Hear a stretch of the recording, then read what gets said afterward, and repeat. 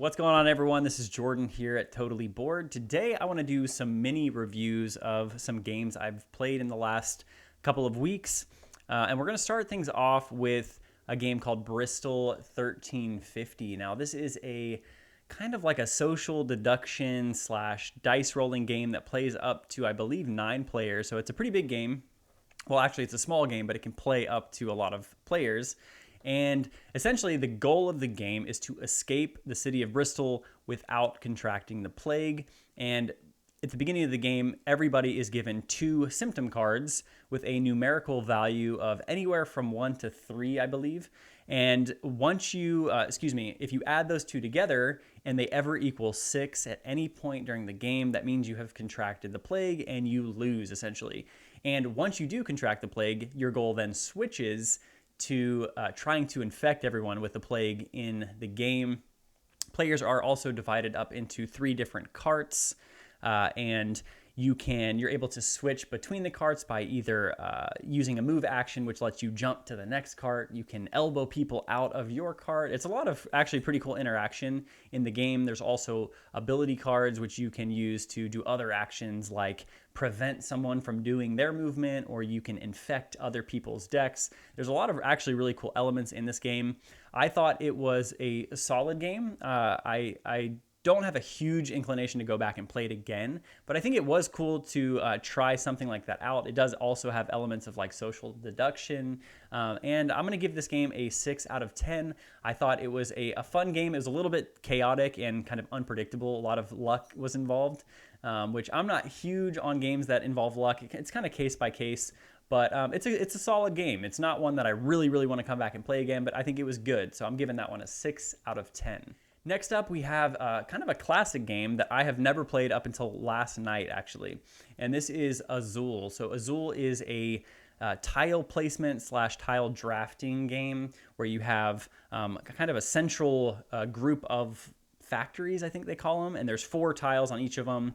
And sorry, you can probably hear my cat freaking out below me. Moku, what are you doing, buddy? You have these tiles that you're drafting onto your player board, and there's basically, I'm going to throw a picture so it's a little easier to understand, but you have slots that have 1, 2, 3, 4, and 5 areas for tiles to go, and then you want to draft the same color tiles on each of those respective rows, and then at the end of the round, one of those tiles moves over and fills in the actual player board on the right, and as soon as anyone completes a horizontal row, then the game ends. And I'm not sure if that entirely made sense, but I'm going to try to include some pictures so it makes a little more sense when I describe it. But long story short, it's very chill. I think it is competitive, so there is a clear winner. But really, the vibe I was getting was that you're trying to beat your own score, and I really am learning that I like that a lot. You know, games like A Feast for Odin, Ark Nova, Terraforming Mars, when you're playing solo, it's all, there is a winner, but you're really trying to beat your own score. And I liked Azul a lot. I actually, right after I played it, I bought the Azul mini edition. I'm going on a trip next week, and I wanted something to play on the plane and at the Airbnb. So really hype on this game. I love the aesthetic of the game. I think the scoring is a little weird. It's going to take me a few more plays to kind of get used to that. Basically, if you have a tile and it's alone, it's not connected to any other tile, it's worth 1 point. If it's connected to another tile, it's worth 2 points. And then it kind of like exponentially grows depending on how many tiles it's touching. And it wasn't hard really, but it was just it took a little bit to get used to. But Azul, it's really good. I'm very interested in playing this game again. And this is going to get an 8 out of 10 for me. Next up, we have a game called Flamecraft. Now, I heard about Flamecraft a lot. It got a lot of buzz within the last year or two, but I had never got a chance to play it. I read things online. People were a little, I don't want to say hesitant, but some people said it was overrated. Some people said it wasn't as good as they thought. But I always try this with every game. I try to go in with a blank slate, regardless of what I hear. I try to just make my own impression of the game. Don't really have any expectations for it. And Flamecraft actually surprised me. I thought it was a really fun game. And if you don't know what Flamecraft is, it is a kind of a combination of a few different things. But essentially, you have a big town map, and on the outskirts of the map, or on the borders, essentially, you have different shops. And you have one dragon, which is like your worker placement mechanism in the game. And then you can place the dragon into one of the shops. Whenever you do this, you can gain the resources of that shop and then play an action on one of the dragon cards. And so you're doing a little bit of things like hand management, resource collection, things like that. You can also do some what's called, I think, enchanting is what it's called, and you kind of like buff up one of the shops. You pay with resources, and then you can enchant the card, and then it adds a lot of different. It's almost like a little engine you got going too at that point. But this surprised me. It wasn't the best game I've ever played. I'm actually going to give this a 7 out of 10, but it's very solid. I liked it a lot. The aesthetic, it's a beautiful game. The art is really pretty. I think it's a game that can be, it's good for a wide audience. We're all like in our 30s, like late 20s and 30s, and we loved it. But I could for sure seeing this a great game you can play with, your kids, or like have a family game night. It wasn't overly complicated, but it had more depth, honestly, than I thought. And Flamecraft is really good. I'm giving that one a 7 out of 10. Next up, we have Terra Mystica. Now, Terra Mystica came out in 2012, so it's a little bit of a throwback, but it's brand new for me. I played it about a month ago, and this is a game that it reminds me of Catan without any luck and on steroids. This game is really, really deep. It's very refined. Some people say there's some balancing issues that are kind of fixed with some of the expansions, but I played the base game and I had a ton of fun with it. And basically, you have these different factions. I think there's 10 or 12, around that amount, and whatever faction you choose has a specific terrain that they have to build on. So let's say I'm playing as the Nomads. They are exclusively going to be building on the sand terrain. Now, you can terraform other terrain, which then allows you to turn it into the terrain of your faction. So if I wanted to terraform mountains, I could pay a fee or pay a resource cost essentially and terraform it into sand.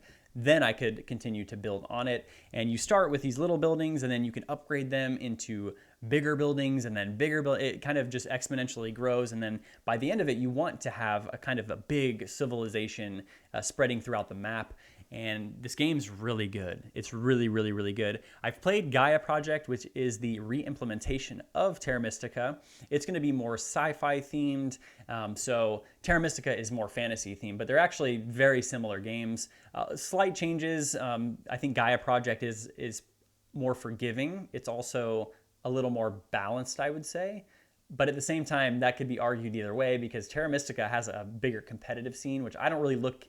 As of right now in my hobby, I don't really look at board games too much in the competitive way, I guess. I want to win, but I'm not like looking up strategy guides and doing all that. But going back to Terra Mystica, it is a really, really fun game. I had a lot of fun with it. It's very deep, it's intricate, it's heavy, it's beautiful. I think the artwork is really gorgeous. I love having these asymmetrical factions, and I really want to play this again. I want to play it all the time. It's hard to get people to want to play it with me. But Terra Mystica is getting a 9 out of 10. This is a really good game, and I actually like it so much that I pre-ordered and am waiting on my copy of Age of Innovation, which is the newest re-implementation, I guess, of Terra Mystica. And it's different than Gaia Project. It's more similar to Terra Mystica than it is to Gaia Project. Some people consider it Terra Mystica 2.0. But I'm really hyped for it. I'm for sure going to be doing like an unboxing or kind of a preview overview of Age of Innovation when I get that. But all in all, Terra Mystica is phenomenal. If you haven't had a chance to play it, you should absolutely do it. Terra Mystica getting a 9 out of 10. Next up, we have Terraforming Mars baby brother. This is Terraforming Mars Ares Expedition. Now, I found this brand new on Facebook Marketplace, brand new sealed for $20. So shout out to Chance for that one. You hooked it up for sure there. But this is, well, if you've never played Terraforming Mars, Ares Expedition is a game where you are trying to make Mars habitable. So you are doing things like raising the oxygen level of the planet, you're raising the temperature, you're trying to add oceans to the planet, and you're doing a lot of these things together with the other players. So there's kind of an element of co-op but really it is versus. You're trying to be the winner, and each player is taking on the role of a corporation. So each corporation has their own unique kind of perk or ability that you can use throughout the game. And as far as how Ares Expedition differs from the big box, if you've played Terraforming Mars but you've never played Ares Expedition, there's a pretty big difference. So first of all, you're not placing any city tiles in Ares Expedition, so that kind of element of like area control is out. So, you know, I really like that in Terraforming Mars, but I didn't really feel like I was missing it too much in Ares Expedition. But another thing is, in Terraforming Mars, at the end of the round, you're gonna have Moku. Moku, come here. Quit. He's playing with the cord. At the end of the round in Terraforming Mars, you're going to have phases that take place every single time. So you're going to have like the draw cards phase, you're going to have the production phase, and so on. In Ares Expedition, it changes quite a bit because you have a separate deck of 5 cards, each card representing the 5 different phases. So there's going to be, phases like development, like construction, the action phase, I forget the 4th one, and then there's the production phase. So let's say I'm playing with 2 players and I really, really want to play one of my green cards. Well, that means I have to play the development phase card before the round starts. Well, let's say the other player, he or she really needs money. So they're like, okay, well, I'm going to play the production phase because I need money.